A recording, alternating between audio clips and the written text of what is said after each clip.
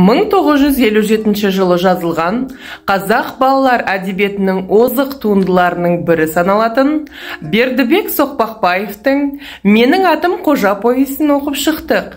Олай болса, 5-ші А сынып оқушыларынан осы шығарманы оқу барысында алған әсерлермен бөлісейік. Кәне балалар? Мен Бердібек Соқпақбаевтың «Менің атым Қожа» шығармасын оқыдым. Менің атым Қожа шығармасы маған өте қатты ұнады. Менің атым Қожа шығармасы маған өте қатты әсер етті. Бұл шығарма басқа елдерде өте танымал болды. Ол шығармадағы кейіпкерлер маған ұнайды. Бұл шығарма өте қызықты. Шығармада қожаның махаббаты да үлкен рөл атқарды. Менің атым Қожа шығармасын мен қызыға оқыдым. Мен автор туралы көптеген ақпараттар алдым. Шығарма өте керемет. Шығармадағы қожаға мен қатты ұқсаймын. Мен қожамен дос болғым келеді. Маған сұлтан ұнайды. Мен жантаспен дос болмас едім. Шығарманы оқыңыз, өте қызық. Қожа өте тентек, бірақ жағымды.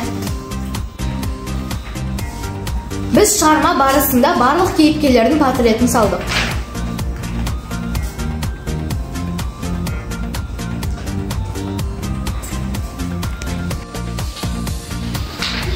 Түрлі жағдаяттарды шештік. Шығарманы толық талдадық. Менің атым Қожа шығармасын оқуға келесіздер!